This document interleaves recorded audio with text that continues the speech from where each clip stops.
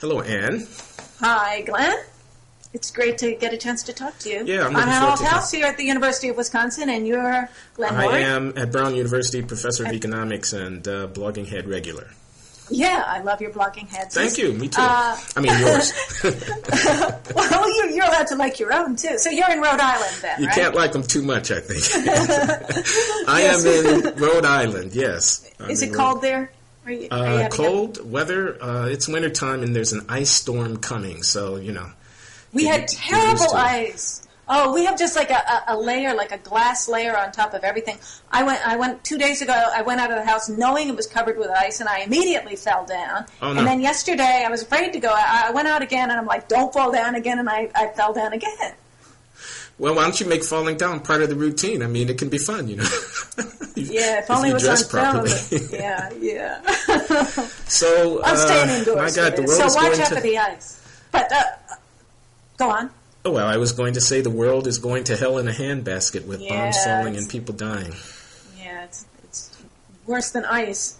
But you wanted to talk about, and I guess we feel compelled to talk about, what's going on in the Middle East. Well, okay, see, if I want Gaza. to talk about... I mean, one of the features of this situation that I find so interesting is that, you know, if a person gets too exercised, then that becomes kind of like a political marker on the person. I mean, I shouldn't be too exercised because that would seem somehow, you know, what does it signal? Some kind of pacifism or some kind of soft, unrealistic leftism, some kind of reflexive anti-Israelism, some kind of blame America firstism.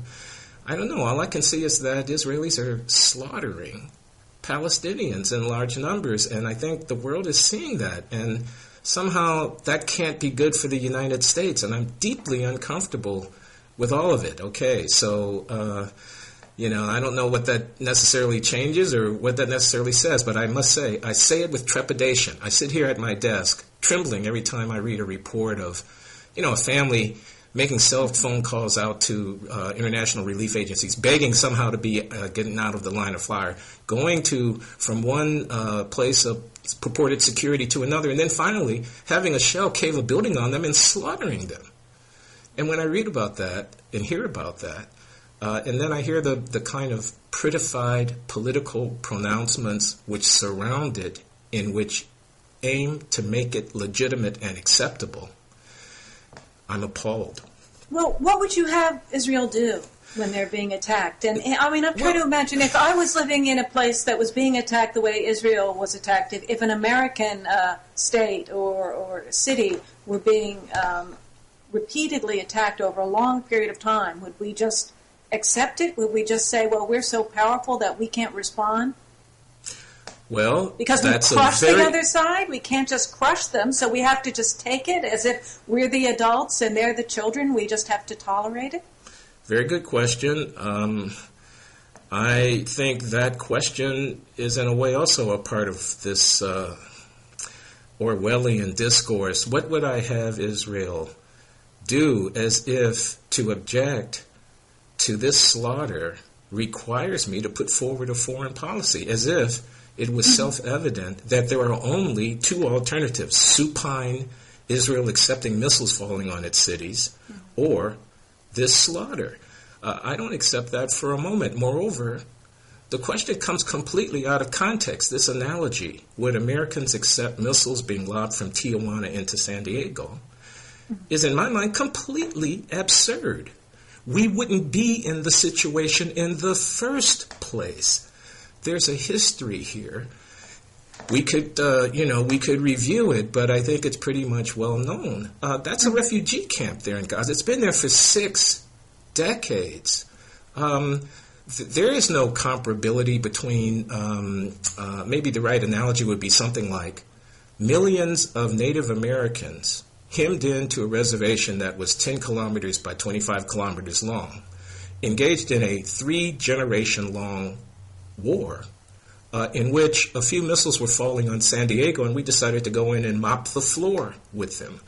That would be it seems to me, if there's going to be an analogy, it would be something like that. So, no, I don't think the moral calculus is resolved with the question, what would I have Israel do? Not slaughter Palestinians is my answer to that question. Well, there was a ceasefire, and it was broken. So it's not just an unmitigated number of years in which the situation had existed. There was a ceasefire that had been achieved, and then it was broken and disregarded unilaterally over a long period of time. So doesn't that sort of update the situation? Isn't it wrong to merge the analysis of what's happening now with all of the past decades of what's happened? Shouldn't we go back to the ceasefire itself? Yeah, I suppose we should. And, if we were good diplomats, we would talk in detail about, what the path was that has brought us to this juncture. And I suppose there would be blame enough to go around. And there would also be controversy. Another Newspeak-like aspect of the discourse around this question is that it seems that there's always, multiple interpretations. So if I were to ask Jimmy Carter what happened, he would tell me one thing. And if I ask, AIPAC what happened, they would tell me another. Did Arafat, in fact, have the best deal that he could possibly have hoped for and walk away from it? Is it true that that there's no one to talk to or negotiate on the other side, that this is an implacable, irrational kind of force that one is dealing with Hamas, in its refusal to recognize the right of Israel to exist, which is to say its refusal to accept the dispensation of 1948, its refusal to accept it as legitimate, in that it completely disqualifies itself from participation in politics. It's this morass of all of these overlayered arguments and contestations over historical narrative and moral responsibility that if I enter into there, I know I'm going to get lost. The Mufti of Jerusalem, I was told by Alan Dershowitz on television the other day, was for Hitler, and so the Palestinians are not innocent, I was told. All I can see is that an agent of the West, this is how I think of it. This is a constituent part of the American empire. This is us. And we have look-down, look-see, drone, automated.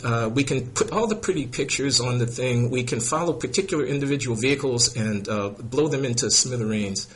And we're through our allies engaged in this action, in this police action, in this exercise of social control through warfare over basically a prostrate people. That's what the world sees. That's what I see when I look at this, and I just think it's horrible for the United States of America. Do you think there's hope that Obama will do something different, or that there's any headway that could be made? So I think that's a great question for Obama. I think he gave a speech on race in Philadelphia. He's not talking about it. We do have the situation where he hasn't spoken about the current situation. No, he said that, we have one voice at a time. He did lay down certain parameters during, his long run for the presidency. That famous and much quoted speech before AIPAC, where he even went so far as saying Jerusalem should be the undivided capital of whatever. And got into a little bit of trouble for that. But, he's basically said, and he's been quoted as saying, if missiles were falling on his kids. And another aspect of the newspeak here. So Barack Obama stands, I think it was in Sderot, and says, if missiles were falling on my kids, I would do something about it too. And who wouldn't say that, okay? Who wouldn't think that? On the other hand, when he does that, he engages in an act of empathy and the drawing of a parallelness. We can understand your lives. We see what you're dealing with. We are you. We're in this thing together. But he can't possibly do that for the Palestinians. What would be Barack Obama's response if he were the son of people who were refugees from a Palestinian village? If he were watching his little girls cowering from the depredations of the Israeli Defense Forces on a regular basis there in Gaza, if he were to take the empathetic stance in that direction, I suspect he'd have a much more complicated and nuanced view. So, Well, I think during the campaign, he was more or less required to be pro-Israel. And that's the way he chose to do it. You're recounting what he said, and he was using this empathetic form of speaking that he uses, but it was pro-Israel. It could have been said a different way, but it was the same thing. It was pro-Israel. Yeah, I know it was. So, we're going to see what he's going to do. Well, yeah, okay. This is something new. I don't have a lot of hope for it. I mean, I think most people feel they look at it and they feel so hopeless, and they felt so hopeless about it for so long that, you don't even get started hoping for something better because it's always lost in the end. Well, I don't want to accept, that a political solution is necessary for moral clarity. I somehow think those things are relatively independent. And I think it's possible to stand with the United Nations workers, with the Scandinavian doctors who were inside these hospitals on which bombs are falling, with the people who have passports and can actually be allowed by the Israelis to leave Gaza, who are nevertheless there. I think it's possible to stand against something without having to have a completely sort of cognitive map about what a political solution is. In fact, I believe that the effort to, sort of obfuscate the moral question, to change the question from the slaughter of innocents to what would you do, really is a move. And I understand what you're saying. I mean, I think that's important that you could say, well, there's all this suffering, and it's so terrible that our impulse at this distance is to take a step back and to say, yeah, but there is no solution, or I feel hopeless, and then, you've really just drawn a curtain. And I think that we do essentially draw that curtain between ourselves and what we know is going on all the time. And we've been doing it for decades. The thing we have. And the thing I'm thinking here is that, we talk about the American experiment. The American state is an experiment in self-governance, a remarkable experiment. 1776, 1787, and all of that. 1863, we could go on. It's the American experiment. Well, Israel is an experiment. Okay, the Jewish state is an experiment. It's an undertaking. It's a particular historical project, and the jury is out on its success. Now, in saying that, please, people out there, I'm not questioning the right of the state of Israel to exist. I'm making, I think, a straightforward and, I think, irrefutable historical observation. The legitimacy of the enterprise hangs in the balance. It's not yet over. And the United States of America has a tremendous stake in seeing this experiment succeed and reach closure and resolution in a legitimate and historically viable way. That hasn't yet happened. And it seems to me that we can know that without necessarily knowing exactly how to solve all these problems. But it's terrible to think that their opponents, by simply holding out, being completely unreasonable, not bargaining, not negotiating in good faith, not even attempting to achieve any sort of military victory, but just accepting attacks and looking miserable doing it, that that can cause the experiment to fail. And then if they just do that long enough, and they seem as if they're willing to do that forever, to all just accept being killed by the Israelis. I think that's what all the Hamas leaders are saying, isn't it? That, just you can kill us.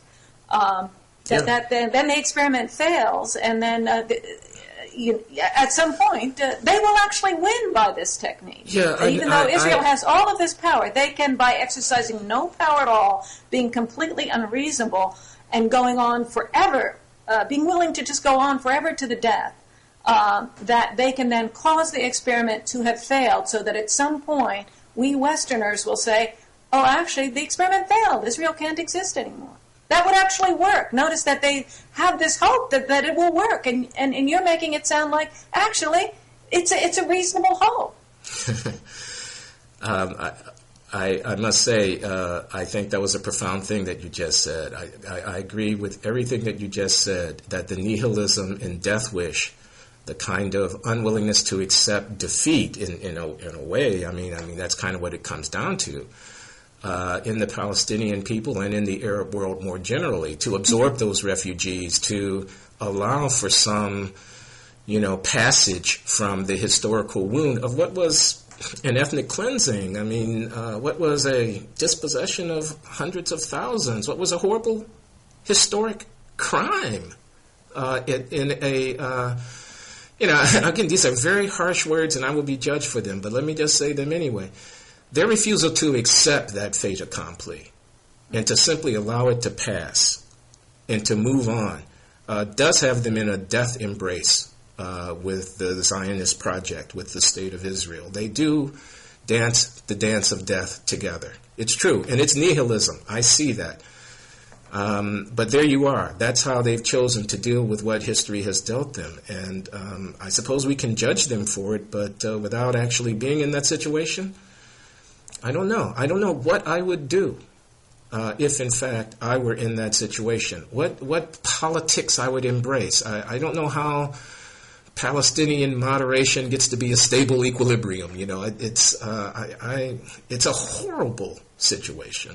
I can understand the human nature of becoming nihilistic and embracing death in that situation.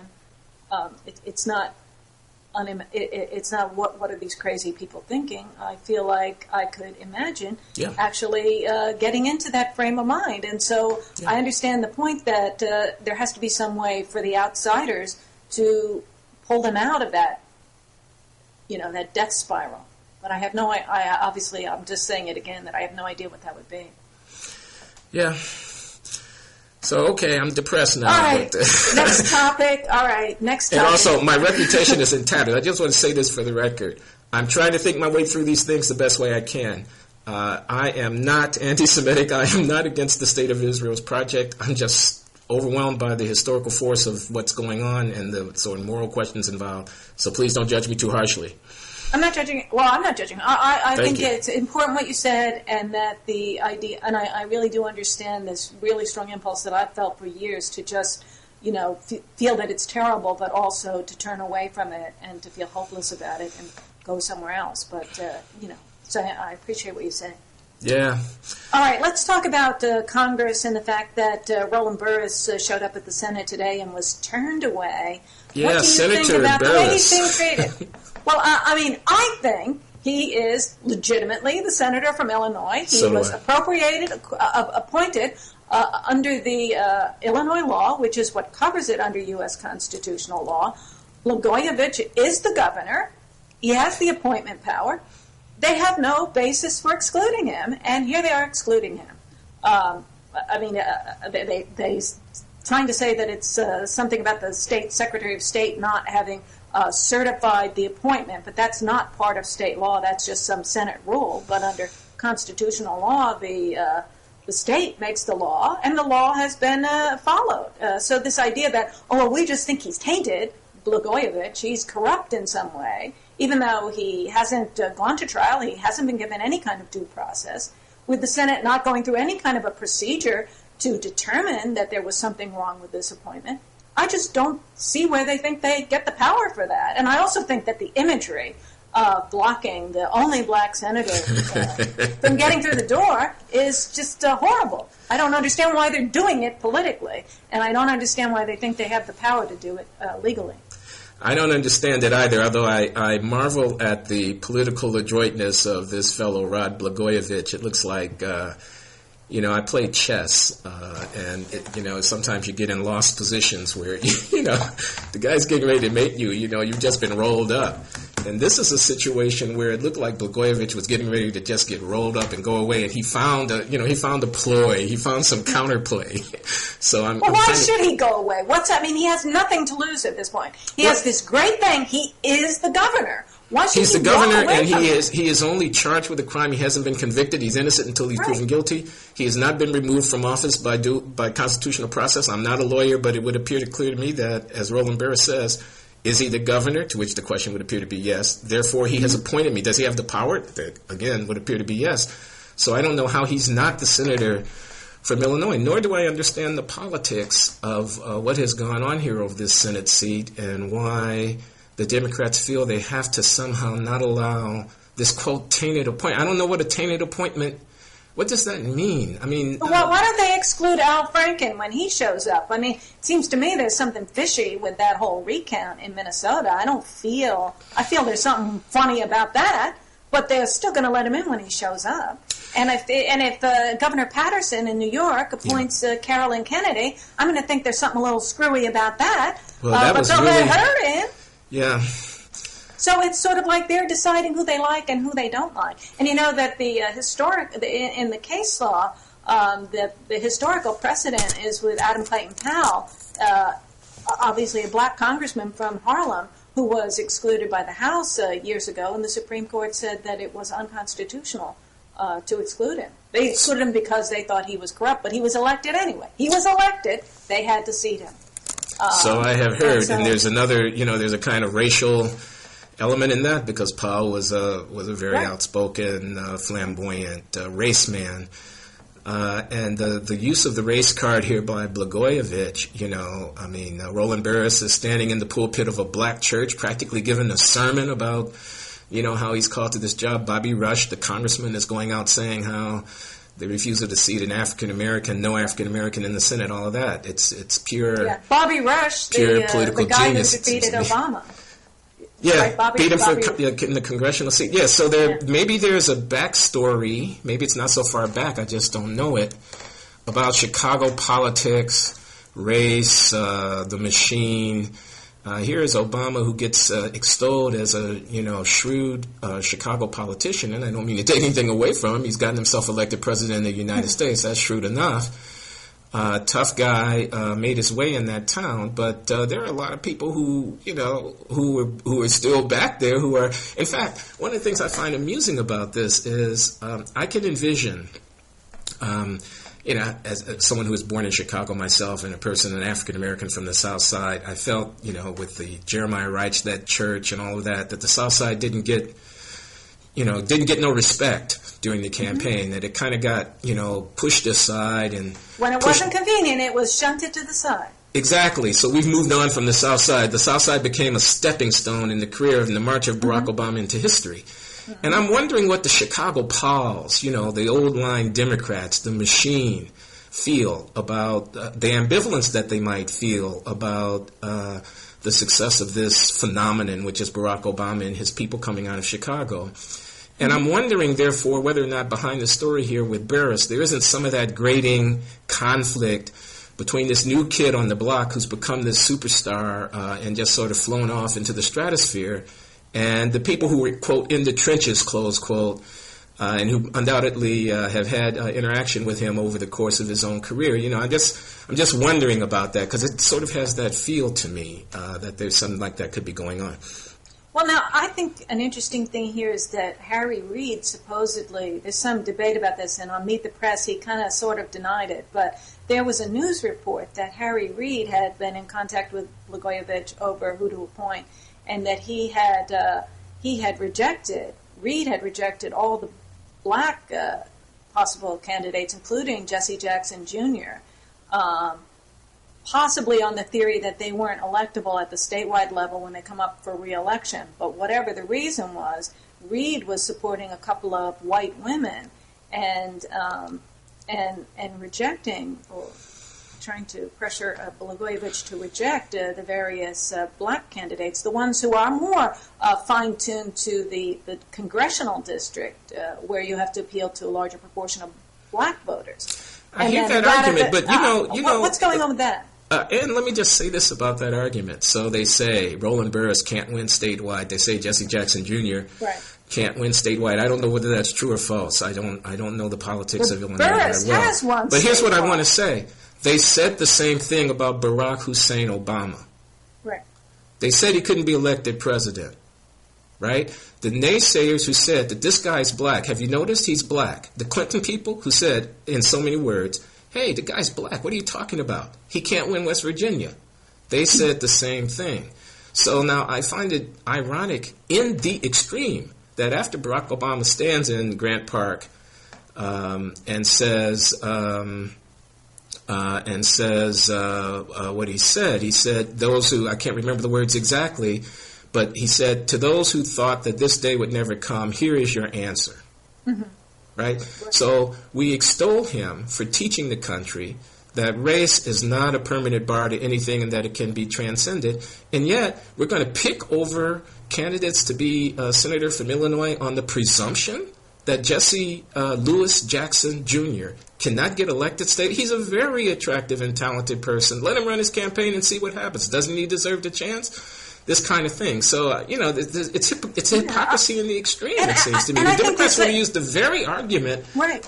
I'm sorry, I'm ranting. I know. I'm sorry. No, rant away. I like the rant. Go ahead. Keep ranting. I'm sorry. But I just wanted to. Let me just say. I just think that that I don't know that much about Jesse Jackson Jr., but it seemed to me that he was sort of the obvious person who kind of deserved it. And then there's this idea that because you create these majority-minority districts to make it more likely that black candidates will be elected. And then when they do get elected, then there's like a glass ceiling imposed there because it's sort of like, well, you're good for that district, but you won't be good for the whole state. The whole state won't accept you. And I think that's a structural problem with having majority-minority districts for the House. And if you really think that means that he can't be the senator from the whole state or he won't be electable, then you're impugning your own system in which you have the majority-minority districts, and there's something really wrong with that. So I just think it's a bad argument to be making at all. And Reid, if he really did say that, should be ashamed of himself.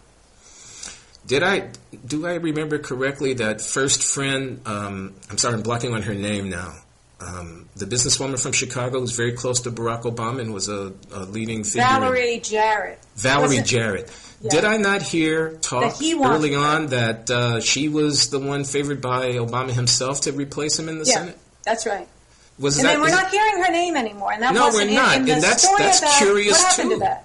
That's curious. That's curious also. I wonder what's in the tapes. We have to know that these conversations were all on tapes. There are all these people who know that their conversations that they thought were private are on the tapes. Enter Patrick Fitzgerald, who is a key figure in this whole thing. And now you're a lawyer, right? I want to ask you whether or not you thought there was a piece in the New York Times chastising him for going out with a press conference and giving all of these florid characterizations of Governor Blagojevich's behavior as that having been inappropriate. What's your view about that? I think he should have been more sober and more in this much more sort of neutral style that the government should have when they're prosecuting an individual and when they have to go through all of the safeguards of a criminal trial. I think that you should be very sober in your presentation, not say, "Oh, Lincoln would be turning over in his grave" or whatever he said there. I mean, it was florid. It was in a political style. You should be taking pains to not look political, to look like this is all about the law. Otherwise, you shouldn't be wielding the power of the prosecution.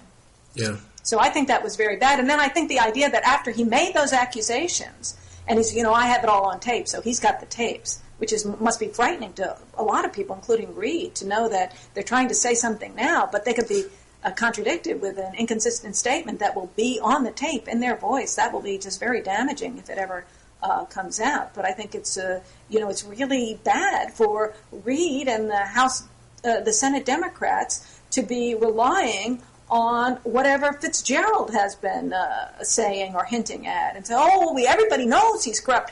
Blagojevich has been completely convicted in the press. I mean, I think even if Blagojevich did all the things he's accused of, that this jumping of judgment to him and relying on it to exclude Burris and so forth, that really is also wrong. I mean, it's wrong in the same kind of way. It's an abuse of power. So the idea, it's like a game to see who can abuse power more once it's gotten started. Well, let me ask you. It's all a terrible mess, in my view. Yeah, it's a terrible. I have another question. This is about Caroline Kennedy. So I keep hearing these statements about the large sums of money that can be raised for the Democratic Party in the state of New York, and potentially that would be of benefit to Governor Patterson himself in seeking re-election. Mm-hmm. Were he to bring Camelot back to life, and I don't mean to seem unduly sarcastic, but I mean, this seems to be, there's a kind of narrative-driven, a kind of storybook-driven, idea here. And I'm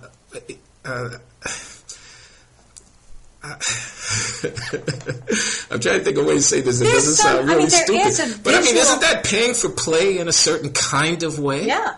Well, but part of politics is, I mean, you do care about the sort of aura of a particular candidate, how they look. I mean, Obama won in part because we loved the optics of it all, right? Yeah. It's not just the substance. It's not the resume. Obviously, in Obama's case, he had a damn thin resume. So, it's not the actual substance. A lot of it is the look, the image, and the money.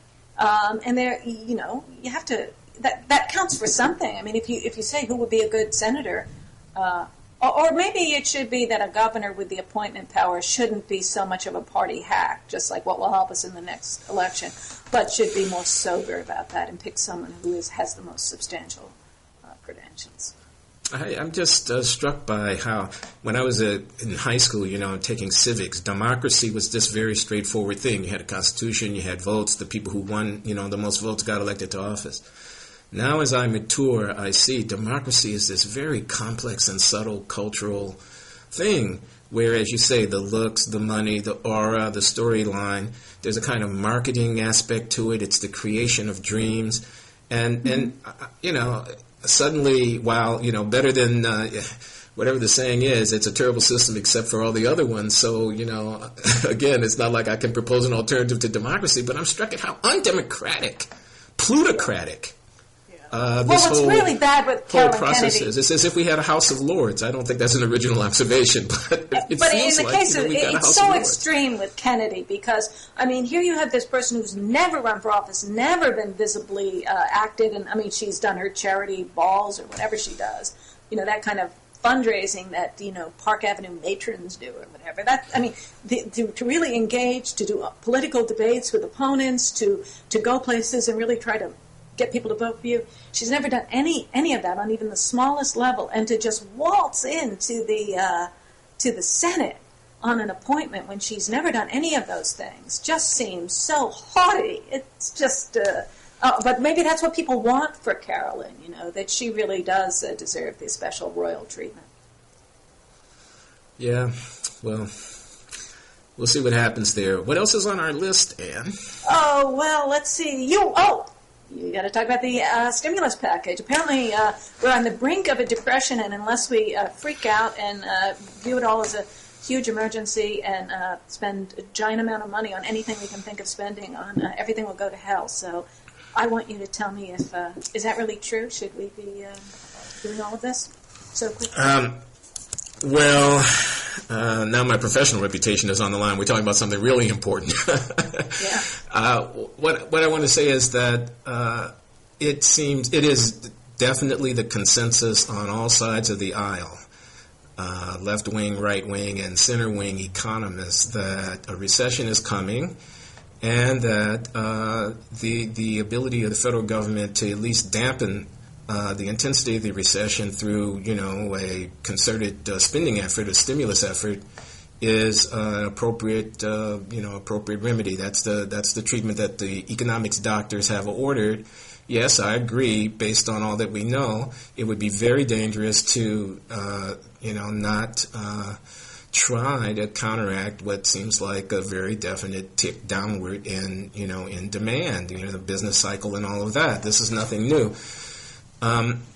I might say that, though, the magnitude of it and the details of it would seem to matter a lot. $1 trillion, largely debt finance. We're going to have a tax cut. We're going to increase federal spending by an enormous amount. We're still carrying on these wars. We're revitalizing the military. We're doing health care. We've got, entitlement programs that are underfunded, and we're overcommitted going forward. We've got a demographic reality hanging over us with an aging population and so on. So the long run consequences of how this is done, for example, will inflation come back? I don't think that can be ruled out, and that's something that the Larry Summerses and others of the world are going to be rightly very worried about. And will it be enough? And somehow will it work? Obama says we're going to create 3 million new jobs. People are talking about growing a green economy. Yes, some kind of stimulus package, big enough to really make a difference. Dangers, do we really know what we're doing? These kind of questions. Was that enlightening enough? Well, I'm just afraid they're going to... well, first of all, I have the question, don't we need to go through the business cycles? Can we really just try to cut the edges off of them like this by spending money? I mean, don't we need to... doesn't the market need to go through its cycles? Market goes through cycles, but if you don't do anything, they can get deep and do a lot of avoidable damage. So the theory is that we understand this a little bit better than we did in the 1930s, and counter-cyclical fiscal policy will save real output. It will save real avoidance of unemployment. It'll make it 9 months or 12 months instead of 24 months or 36 months. It'll mean unemployment of 7% and not 10%, something like that. And that by an artful and timely injection of stimulus, this better, or at least less bad outcome can be achieved. So the fact of the business cycle doesn't mean that you have to sit back and do nothing. But now we're asked to trust the experts. Trust the experts. This is an emergency. I think Obama was saying today that the patient is very sick. It's an emergency, and we need to stabilize them. We got to stabilize them. So it's sort of like stand back, everybody, and trust the experts. But I feel like the government missed the mortgage crisis until it was the whole world was apparently about to collapse, and then the whole Madoff scheme. They didn't seem to have caught that. So this idea, hey, trust us, we're experts. If I went to a doctor that had a record of malpractice that was, if to stay within Obama's metaphor, that was like the government's, I wouldn't want them operating on me.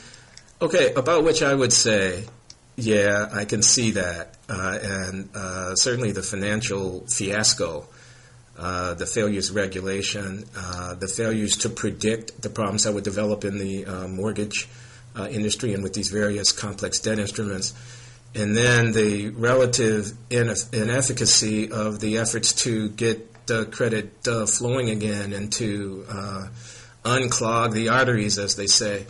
That doesn't reflect well on the economics profession. But I think counter-cyclical fiscal policy is something that is much better understood than complex financial derivatives and all this kind of layered pyramiding of leveraged debt. I think we pretty much know that the Great Depression didn't have to be as deep and as long as it was. And I think there's a fair amount of evidence and experience over the last 60, 70 years to suggest that you see the recession coming, you change your tax policy and your public spending policy to take up some of the slack of ebbing private demand, and you get yourself through the time. So I guess all I'm doing is making an assertion. I don't know if I can persuade you to trust the docs on this, but that bit of it, I think, is the bit that some stimulus to try to head off the severity of a recession. That bit of it, I think, is on pretty sound ground. What worries me, though, is that a lot of appropriation is going to happen, and whether or not that money gets put into real and constructive things or gets wasted is something that hangs in the balance. And I don't know what the feeding frenzy is going to look like up there. But investment in things that pay long-term dividends. Bridges and highways, I can't object to that. Investment in education and investment in effort to stimulate technological innovation on, things, energy saving, whatever. Yeah, investment in real stuff with long-term benefits and not pork. Well, so I guess the most important thing is to keep up the pressure that they really pick the right thing. So, but so much money is being spent that it's and so quickly. Yeah, it's very hard to feel that you can supervise it properly. Just so much will, back in the old days of the last election, McCain kept talking about earmarks and the problem of getting the earmarks under control. And I think earmarks accounted for, what was the number, like 100 million total spending? Yeah, it was a trivial part of the budget. And now it sort of seems like, well, what was that all about? 100 million? Who even cares? Now, it's going to be $1 trillion. So what's going to just flow into that giant package? The idea that we could supervise it and keep them from doing all kinds of self-advantaging, inside dealing sorts of things. It just seems absurd to think that, that would happen. I think we're going to know something if within that trillion or whatever, there are not a few hundred million to expand the offices of inspectors general to look over. Shouldn't there be built into the legislation some increase, resources and such for the various oversight agencies to make sure that the contracting goes the way it's supposed to go, and so forth and so on. So there are some jobs to be created in the inspectors general's offices. I'm picturing the jobs all being guys working on roads. Do you think it seems like the jobs are all basically men's jobs? Oh. Yeah, that is the imagery, isn't it? It's hard hats and rivets, building bridges, and it's putting people back to work in real jobs, and that does have a kind of male feel to it. Real jobs are the ones that men do. Men's job, But that creates leverage, and I know the argument's already been made that you can't just create jobs for men, so therefore we have to put some money into some real women-oriented jobs like education. I mean, that's an argument that's used to leverage education spending or child care spending and things like that. Well, I think teachers could actually be paid more. Again, I know people say that's a starry-eyed thing, but the people who care for our children, what about universal daycare? What about enhanced human developmental services for for the inner city, the poor, the underclass, the marginal? Can't we find ways of investing in our people? I mean, our jails are filled to overflowing. We invest tremendous resources in corralling and controlling people. Can we not find constructive ways to put people to work, making us a stronger, better educated? I think we can, but I don't believe that can be done. I think there are things like that would be good, but I just don't picture them coming up with it in 2 weeks as they spend it exactly. for money. I mean, that just seems like a lot of waste that, although maybe if you just gave all the teachers a raise or something like that you could think of some efficient way to do it. But I just think there's so much money, and the idea is not to have programs that are really sound in work and that might be great policies. It's to spend an immense amount of money in a very short time just to get the economy going. Yeah. Okay. Can I jump ahead to, because I know I'm going to jump ahead to the topic of, we both saw the movie Milk, and we wanted to talk about milk. Oh, yeah.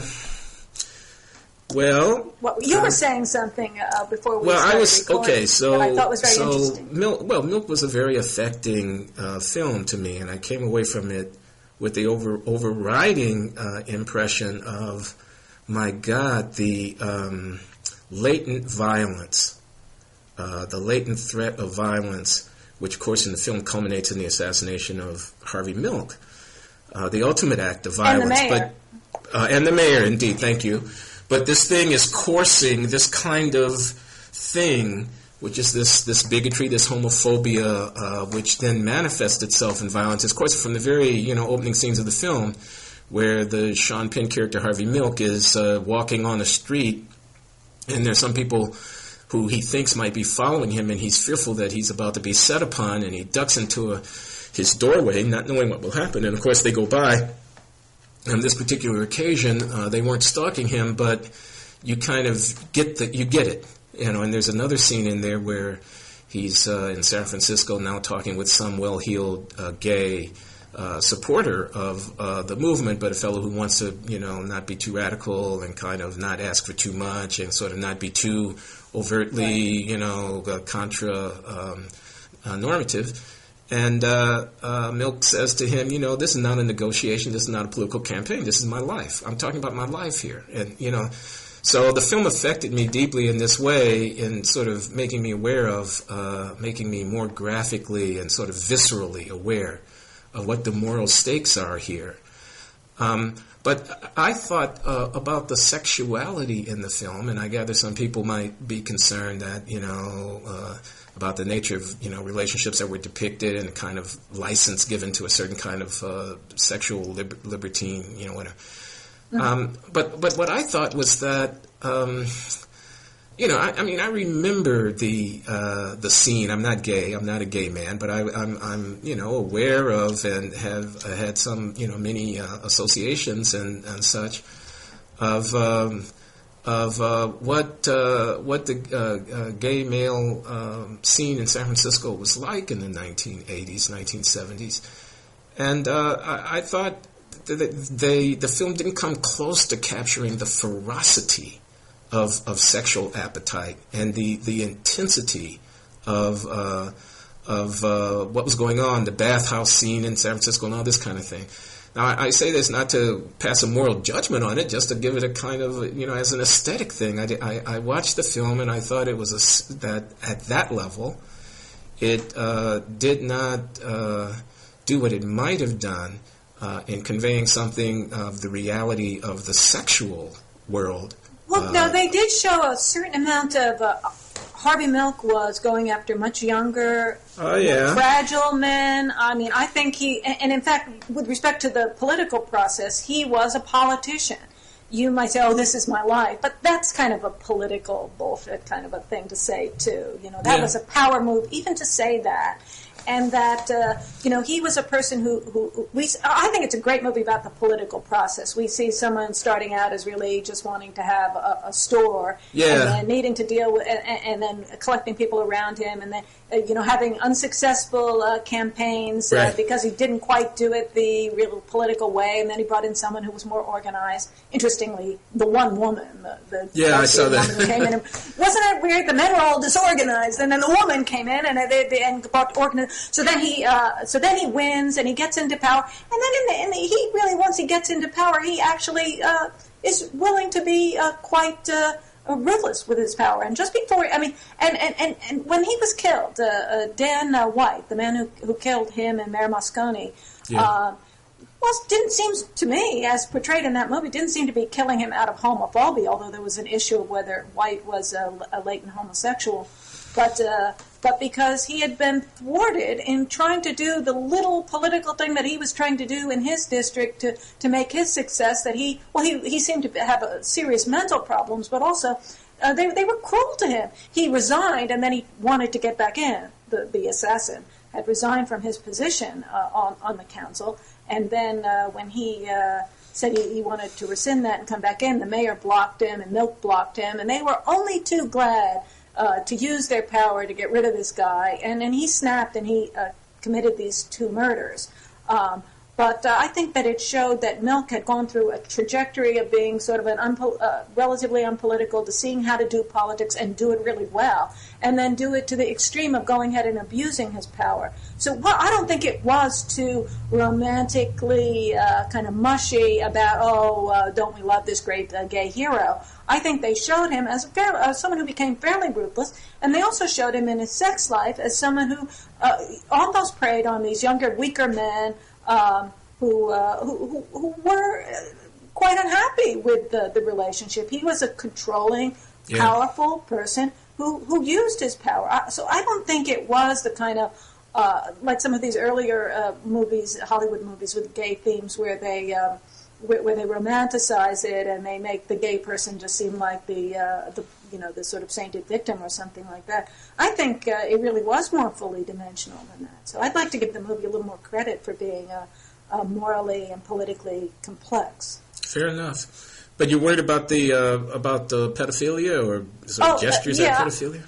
I was seeing all the well-reviewed movies over, or at least the ones that are playing here in Madison, and I noticed that an awful lot of the movies that are promoted as the big Hollywood Oscar-grabbing kind of prestige movies of the holiday season, that almost all of the ones that I saw had a theme that I see as sort of kind of romanticized pedophilia. So I have this issue about romanticizing sexuality in the movies, or forbidden. Obviously, I don't think the people that made Milk thought that homosexuality was wrong. But I think that they probably thought that the kind of older man, much younger man, where one has much more power than the other, that's probably wrong. And that kind of age differential is something that was in a lot of the movies. Just to name them, The Reader was about a 36-year-old woman who pretty aggressively, virtually, I think, rapes a 15-year-old boy, or at least it's what we would call a statutory rape if there were a statute against it. But if you see that movie, The Reader, the way the woman sort of controls and comes on to the 15-year-old guy is really something that is, a kind of forcible seduction, obvious age differential there. Yeah. In Slumdog Millionaire, there was at least one scene where the very young girl was being sold to, the titillation is there, but of course it's wrong, and then there are other things in the movie. Doubt is about a priest who's accused of molesting children. And Benjamin Button is entirely about a character who ages backwards, so that means that the woman who's the love of his life is sort of crossing his path age-wise, so that as he's getting younger, she's getting older, and they actually are married at one point where they're physically the same age. But it makes for many scenes where you see, for example, an old man with a little girl, and he's in love with her, but sort of like, but it's okay because he's really a child. And then later, the old woman with the little boy, but that's okay because we know who he really is, and they really are the same age. But it's sort of like a candy coating for something. Why are there so many movies that have that in it? I mean, I think this extreme age differential, power differential in sex is something that people find sexy, but they also know it's wrong. And in fact, if you have some actual pedophilia with children, you go to prison. You could be like a sex criminal for the rest of your life. So we're very strongly taught that we aren't supposed to find that titillating, and yet we see all of these movies exploiting that theme, but in a way that's a little bit distanced and glamorized, so that we can have our titillation and not feel too bad about ourselves. But I'm just saying this so that people will feel bad about themselves. And all of those movies I named are actually fairly good movies. Yeah, I've heard good things about Slumdog Millionaire. Oh, that was great. I love them. Yeah, I'll probably end up seeing them all before it's over. Your theory about this kind of subliminal titillation and putting something out there, it's kind of a foregone conclusion that if this were really, serious and full-throated kind of pedophilia, it would be wrong. But nevertheless, we can kind of have it floating around as a kind of undercurrent or a possibility, and there's something attractive, sort of forbiddenly attractive in it, that et cetera. Mm-hmm. That's a very interesting analysis. I can kind of, in Milk, which is the only one of these films that I've actually seen. You got to get out there and go to the movie. Yeah, I know. I'm working too hard.